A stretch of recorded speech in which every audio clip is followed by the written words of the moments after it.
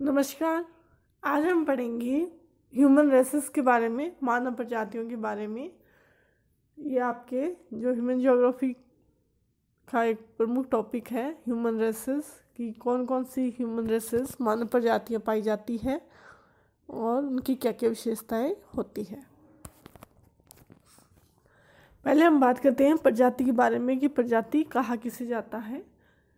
पृथ्वी तल के जो विभिन्न भाग हैं वहाँ पे लोग निवास करते हैं और इन लोगों की कुछ जैविक विशेषताएं होती हैं जो एक जैसी नहीं होती, अलग अलग होती है।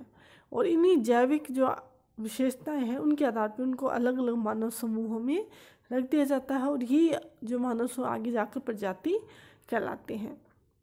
कोई भी जो एक प्रजाति होगी तो उसके जो आनुवंशिक गुण जो होते हैं उनमें अधिकतर एकरूपता पाई जाती है, एकरूपता देखने को मिलती है। शारीरिक संरचनाएं गुण प्रजाति में वंशानुगत जो परंपरा के आधार पर अगली पीढ़ी में जाते रहते हैं। विशेष रूप से प्रजाति जो है, एक प्रजाति के जो विभिन्न लोग हैं उनमें जो शारीरिक गुण है या शारीरिक संरचना के जो गुण हैं वो उस प्रजाति में वंशानुक्रम जो है स्थानांतरित होते हैं, यानी कि एक पीढ़ी से दूसरी पीढ़ी में ये गुण जाते हैं।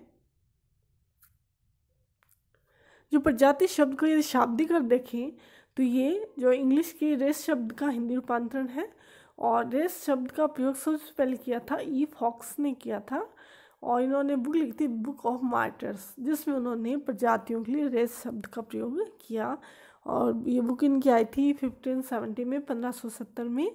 इन्होंने बताया कि प्रजाति वह है जिनका रक्त उनके पूर्वजों के समान रहता था, यानी वे सभी लोग जिनके पूर्वजों का रक्त संबंध था वो सभी मिलकर प्रजाति का निर्माण करते हैं, यानी वो मानव समूह प्रजाति कहलाएगा। तो उन्होंने प्रजाति को सबसे पहले जो नाम दिया इसका और परिभाषित करने की कोशिश की। वास्तव में जो प्रजाति है वो एक जैविक विचार है जो कि एक नस्ल से संबंधित मानव वर्ग तथा वंशानुक्रम के अंदर शारीरिक लक्षणों में समानता रखता है। तो जो प्रजाति जो है वो एक जैविक अवधारणा है, जैविक विचार है जो कि ये बताता है कि एक जो नस्ल है, एक जो प्रजाति है, उससे संबंधित जो मानव वर्ग है या मानव समूह है उनके जो शारीरिक लक्षणों में जो समानता है वो वंशानुक्रम में आती है, वंशानुगत होती है। तो प्रजाति जैविक विचार है, यह कोई विभेदीकरण की कल्पना नहीं है। अब प्रजाति की अलग अलग परिभाषाएं दी गई है जो कि इस प्रकार से हम देखते हैं। सबसे पहले दी थी क्रोबर महोदय, इनकी परिभाषा हम देखते हैं। इन्होंने बताया कि प्रजाति एक मान्य जैविक अवधारणा है, जैसा कि हमने अभी बात की है। यह आनुवंशिक समूह है जो नस्ल, जनिक लक्षण अथवा उपजाति द्वारा संगठित एक समूह है। यह मान्य सामाजिक सांस्कृतिक अवधारणा नहीं है, यानी कि सामाजिक विचार नहीं है। समाज के आधार पर इसको हम वर्गीकृत नहीं कर सकते, बल्कि इसका जो वर्गीकरण जो प्रजातियों जो किया गया है वो शारीरिक लक्षणों के आधार पर किया गया। और ये जो शारीरिक लक्षण जो है वो वंशानुगत होते हैं और इस वंशानुगत होने के साथ साथ ये एक पीढ़ी से दूसरी पीढ़ी में स्थानांतरित होते हैं। ये परिभाषा दी थी क्रोबर महोदय ने। अगली परिभाषा हम देखते हैं होबल महोदय के अनुसार। इन्होंने बताया कि प्रजाति मानव समूह का वह वृद्ध समुदाय है जिसके अंतर्गत विशिष्ट आनुवंशिक संरचना से नियंत्रित शारीरिक लक्षणों का समावेश होता है। तो इन्होंने जो परिभाषा दी है उसमें उन्होंने शारीरिक लक्षण की बात की है। जो शारीरिक लक्षण जो है वो विशिष्ट होते हैं, एक जो मानव समूह है उसके जो शारीरिक लक्षण विशिष्ट होते हैं जो उसी में पाए जाते हैं। अगली परिभाषा दी है प्रोफेसर ब्लास के अनुसार। इन्होंने बताया कि मानव प्रजाति का जो वर्गीकरण है वो मानव शरीर की आकृति एवं शारीरिक लक्षणों के आधार पर किया जाता है। तो प्रजातियों का जो वर्गीकरण किया गया है उसका बेस क्या है? उनके शारीरिक लक्षण है, उनकी आकृति है, उनकी शारीरिक बनावट है। उनका जो बेसिक आधार जो है वो एक उनके जो शारीरिक लक्षण होते हैं कि वो किस प्रकार से वो दृष्टिगत हो रहे हैं। ये परिभाषा दी थी प्रोफेसर ब्लास ने। अगली जो परिभाषा है वो दी है ग्रिफिथ टेलर ने। इन्होंने मानव प्रजाति के बारे में कहा है कि मानव प्रजाति नस्ल को प्रकट करती है, न कि संस्कृति को। इन्होंने बताया कि प्रजाति जो है वो एक जैविक विचार है, वो एक नस्ल को प्रकट करती है, ये किसी की संस्कृति को नहीं बताती। नहीं, हम किसी की जो प्रजाति है उसको संस्कृति के हिसाब से उसका वर्गीकरण नहीं कर सकते, संस्कृति के हिसाब से उसका आंकलन नहीं कर सकते, बल्कि उसकी जो विशिष्ट जो शारीरिक संरचना है, शारीरिक गुण है, बनावट है, गठन है, उसके आधार पे वो मानव समूह एक अलग प्रजाति बनता है, न कि संस्कृति के आधार पर। अगला जो है वो मानव प्रजातियों के विकास के कारक कि मानव प्रजातियों का जो विकास हुआ है वो किस प्रकार से हुआ है। क्योंकि प्रजाति जो है, सबसे पहले प्रजातियों विकास हुआ, उसके बाद अन्य प्रजातियां जो है वो पाई गई, उनका भी विकास हुआ है, उनके अलग अलग लक्षण विकसित हुए। जो प्रारंभ में या जो आदिम काल में जो प्रजाति थी उनके अलग गुण थे, वर्तमान में जो हम देखते हैं उनके अलग गुण हैं। तो जो वर्गीकरण जब किया जाता है तो उनकी कुछ विशेषताएं देखी जाती है, और ये कौन सी ऐसी विशेषताएं जिनमें चेंजेस आए, और इन चेंजेस की वजह से फिर प्रजातियों के जो गुणों में परिवर्तन आए, उनके स्वरूप में परिवर्तन आए। तो मानव प्रजातियों विकास के कारक, सबसे पहले जो हम बात करते हैं वह है स्थानांतरण की प्रवृत्ति। मनुष्य है गतिशील प्राणी है, वो कभी स्थिर नहीं रहता, वो सदैव विचरण करता रहता है। तब तो आदिकाल में मनुष्य अपने उत्पत्ति, जहाँ पे उसकी उत्पत्ति हुई वहाँ से वो दूसरे प्रदेशों में गया, दूसरे प्रदेश में गया तो वहाँ की जलवायु अलग थी, तो वहाँ के भौतिक तथ्यों से वो प्रभावित हुए, उसके शारीरिक लक्षण क्या हुए, परिवर्तित हो गए, तो एक नई प्रजाति का जन्म हो गया। इसी प्रकार एक ग्रंथि रस का प्रभाव, मानव शरीर का जो आकार है या उसकी जो आकृति का निर्धारण जो है, उसमें उसके शरीर में कुछ ग्रंथियाँ होती है, उन ग्रंथियों से रस स्रावित होता है और उनका उसके विकास में महत्वपूर्ण योगदान होता है। अब मानव शरीर के जो अलग अलग भागों में जो ग्रंथियाँ हैं उनमें जलवायु और जो भौतिक कारक है वो प्रभावित करते हैं उनके रसों को निर्माण में। ग्रंथियों से जो रस स्रावित होता है वही जो मनुष्य के जो सारे गठन जो है वो किस पर डिपेंड करेगा, उन ग्रंथियों से स्रावित होने वाले रस पे। अब मानव शरीर में पीयूष ग्रंथि है, जैसे आपने पढ़ा होगा, थायराइड ग्रंथि है, एड्रिनल ग्रंथि है, ये सब ग्रंथियाँ पाई जाती है, और इन्हीं ग्रंथियों से जो रस स्रावित होता है उससे मनुष्य की जो शारीरिक गठन का विकास होता है। अब जैसे हम बात करें कि पीयूष ग्रंथि है, पीयूष ग्रंथि यदि बहुत ज़्यादा विकास हो जाएगा तो उससे क्या होगा कि उससे जो है आँखें हैं, नाक है, इनका बहुत अधिक विकास हो जाता है। एड्रिनल ग्रंथि है तो उसका सीधा प्रभाव मानवीय त्वचा के रंग पे पड़ता है। तो अलग अलग ग्रंथियाँ जो है वो अलग अलग प्रकार से मनुष्य की जो शारीरिक संरचना को प्रभावित करती है। इसी प्रकार जो तीसरा हम देखते हुए है जैविक परिवर्तन एवं छांट। तो मानव का जो शारीरिक संरचना है उसमें उसके वंशाणु जो तत्व होते हैं उनका महत्व, यानी जिन्हें हम जीन्स बोला जाता है, जीन्स का इम्पोर्टेंट रोल होता है, और ये जीन्स एक पीढ़ी से दूसरे पीढ़ी में ट्रांसफ़र होते हैं। लेकिन ये जो जीन्स है, जैसे इनमें ना कोई भी जिस जलवायु है या कहीं भी स्थान परिवर्तन होता है तो उसकी वजह से इतना अधिक परिवर्तन इनमें नहीं आता जितना कि ग्रंथि रस या अन्य प्रकार से प्रभावित होते हैं। जीन्स इनसे इतना अधिक प्रभावित नहीं होते। तो जैसे मनुष्य एक स्थान से दूसरे स्थान पे जाएगा, वो स्थानांतरित होगा, तो उसको कुछ मात्रा में जीन्स में परिवर्तन आता है, जिसके कारण उसके जैविक गुणों में परिवर्तन देखने को मिलता है। ये भी एक बहुत ही नगण्य होता है। इसके अलावा अगला जो कारक है मानव प्रजातियों विकास का, वह है जलवायु परिवर्तन। ये मनुष्य का जो उद्भव है उसके विकास में एक प्रमुख कारक जलवायु भी है। अब जलवायु परिवर्तन के कारण क्या हुआ, मनुष्य का हमने बात की थी, सबसे पहला जो टॉपिक पॉइंट की बात की थी, स्थानांतरण की प्रवृत्ति। मनुष्य को एक स्थान से दूसरे स्थान पर जाने की एक वजह जलवायु भी होती है। कहीं पर जलवायु में परिवर्तन आए, वनस्पति नहीं होगी, तो ऐसी स्थिति में लोगों को एक स्थान से दूसरे स्थान पे वो जाएगा।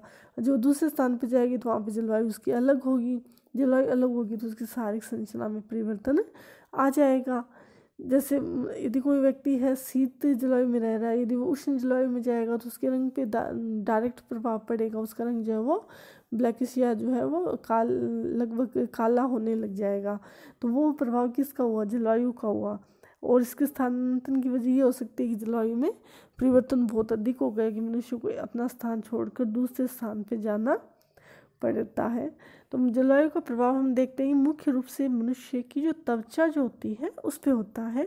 जैसे उष्ण क्षेत्र में जो त्वचा का रंग कैसा होता है, काला होता है। शीत क्षेत्र में जो लोग रहते हैं उनकी त्वचा का रंग कैसा होता है, भूरा या गोरा रंग होता है। तो जलवायु में होने वाला परिवर्तन जो है वो मानव प्रजातियों विकास को प्रभावित करता है। अगला है प्रजातियों का मिश्रण।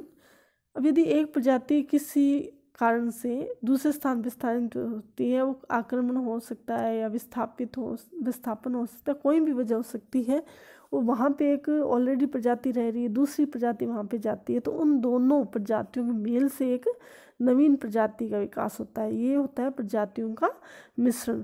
तो इसकी वजह से दोनों प्रजातियों के मेल से एक तीसरी नई प्रजाति विकसित हुई।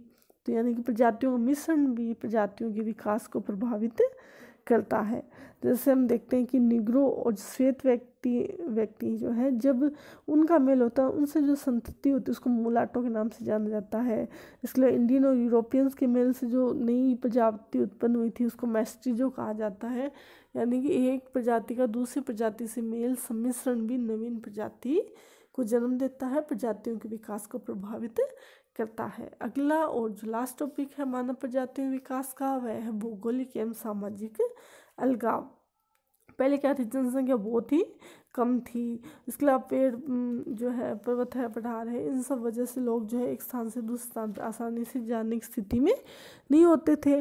अब धीरे धीरे जैसे उनमें चेंजेस आ रहे हैं, लोग जा पा रहे हैं एक स्थान से दूसरे स्थान पे, तो उसकी वजह से फ़र्क पड़ता है। या फिर अगर कोई जो दो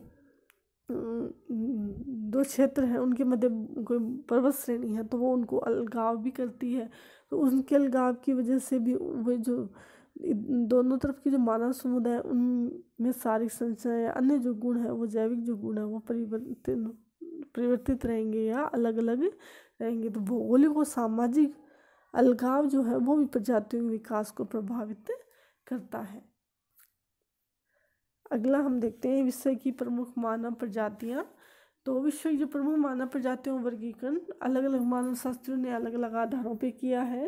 किसी ने रंग के आधार पे किया है, किसी ने सिर की बनावट के आधार पे किया है, बालों की बनावट के आधार पे, यानी अलग अलग आधारों को लेकर विभिन्न मानव शास्त्रियों ने विश्व को अलग अलग मानव प्रजातियां जो है वर्गीकृत की है। और ये सभी जो भौगोलिक प्रजातियां जो है वो अलग अलग भौगोलिक क्षेत्रों में निवास करती है, जहाँ जलवायु दशाएँ अलग है, भौतिक दशाएँ अलग हैं, और वे उनमें परिवर्तन लेकर आते हैं। इन सब का प्रजातियों के शारीरिक लक्षणों पर प्रभाव होता है। यदि भौगोलिक वितरण देखें, कि स्थानीय वितरण की दृष्टि से यदि हम देखें तो मानव प्रजाति जो है उनको 4 प्रमुख भागों में विभाजित किया गया है। फर्स्ट है निग्रो या निग्रोइड्स, निग्रोइड प्रजाति समूह है। सेकंड जो है मंगोलॉइड प्रजाति समूह है। जो थर्ड है कॉकेशियन प्रजाति समूह है। और जो फोर्थ है वो ऑस्ट्रेलियाइड प्रजाति समूह है। अब इनके बारे में हम डिटेल से देखते हैं। पहले बात करते हैं हम निग्रोइड प्रजाति समूह के बारे में। जो निग्रोइड प्रजाति समूह है इसको सब मानव शास्त्र मानना है कि सबसे पहले इसी का विकास हुआ है। सबसे पुरानी, सबसे पहले विकसित होने वाली प्रजाति कौन सी है, निग्रोइड्स है। तो पृथ्वी पर या धरातल पर सबसे पहले कौन सी प्रजाति विकसित हुई, निग्रोइड्स या निग्रो। अब ये जो प्रजाति है वर्तमान में महाद्वीपों के अंतिम छोर पे सघन वनों में, पहाड़ियों में या विषम जो भौगोलिक क्षेत्रों में पाई जाती है। उसकी वजह ये है कि सबसे पहले इनका विकास हुआ तब ये महाद्वीपों के कोर में विकसित हुई। लेकिन जैसे जैसे अन्य प्रजातियां आई उन प्रजातियों ने इन प्रजातियों को क्या किया, खदेड़ दिया या पीछे की तरफ हटने के लिए मजबूर कर दिया। और एक स्थिति, अब ये स्थिति आ गई है कि वर्तमान में ये जो प्रजातियां जो है निग्रोइड्स, वो कहाँ रहते हैं, महाद्वीपों के अंतिम छोर तक पहुंच गए हैं। कोर में नहीं है बल्कि वो महाद्वीपों के अंतिम छोर पे हैं। या ऐसे जो विषम भौगोलिक क्षेत्र है, जैसे बहुत ज़्यादा ठंडा एरिया है, मरुस्थलीय है, या पहाड़ी क्षेत्र है, या बहुत सघन वन है जैसे अमेज़न है, तो वहाँ पे जाके ये सिमट गए हैं। इस प्रजाति के लोगों के शारीरिक लक्षण देखते हैं जिनके आधार पे हम इनको पहचान सकें। इनकी त्वचा का रंग काला होता है। उसकी वजह ये है कि उष्ण जलवायु वाले क्षेत्र में रहते हैं। इनका कद छोटा होता है क्योंकि जलवायु उष्ण है तो इनका विकास अधिक नहीं हो पाता। इनकी नाक चौड़ी होती है।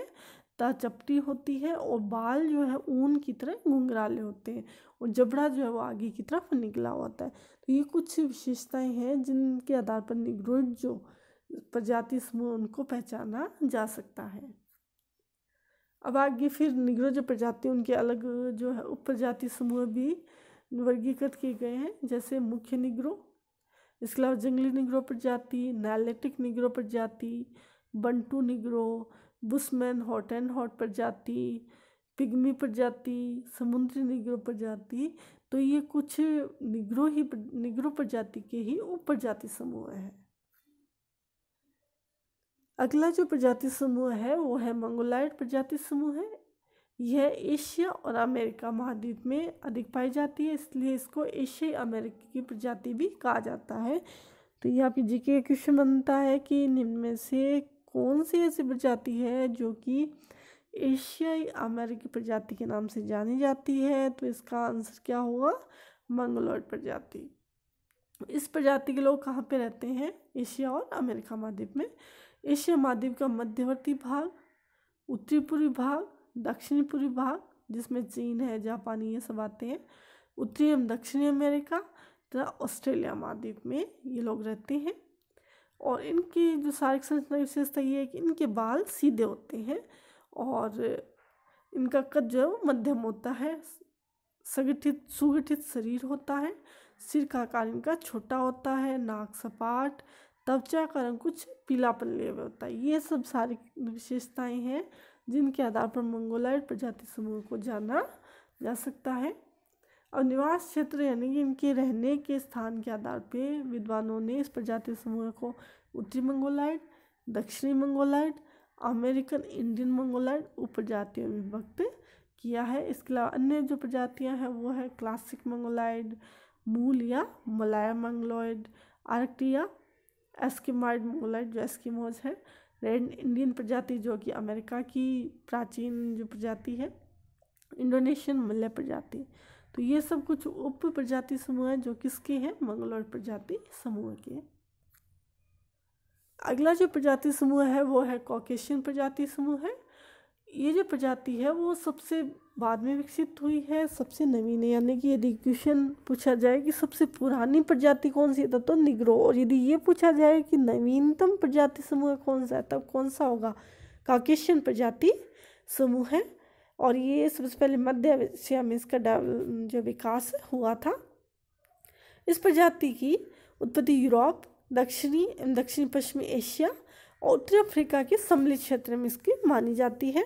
बाद में धीरे धीरे इसका विकास हुआ और ये कहाँ पे पहुँच गए? उत्तरी अमेरिका, दक्षिण अमेरिका और ऑस्ट्रेलिया महाद्वीप में चले गए और अब वहाँ पे निवास करते हैं। यानी कि अमेरिका की जो जनसंख्या है उसमें कॉकेशियन प्रजाति समूह है काफ़ी पाया जाता है। इनकी जो त्वचा का रंग जो होता है वो गुलाबी पर लिए भूरा होता है, सिर के बाल मुलायम होते हैं, होठ पतले होते हैं। ये सारी विशेषता इनमें पाई जाती है। और क्योंकि त्वचा का रंग भूरा होता है तो इस वजह से इसको श्वेत प्रजाति भी कहा जाता है। कॉकेशियन जो प्रजाति है इसको भी अलग अलग जो समूहों में विभाजित किया गया है। देखते हैं कौन कौन से। ये भूमध्य सागरीय प्रजाति जो भूमध्य सागर की चारों तरफ रहती है,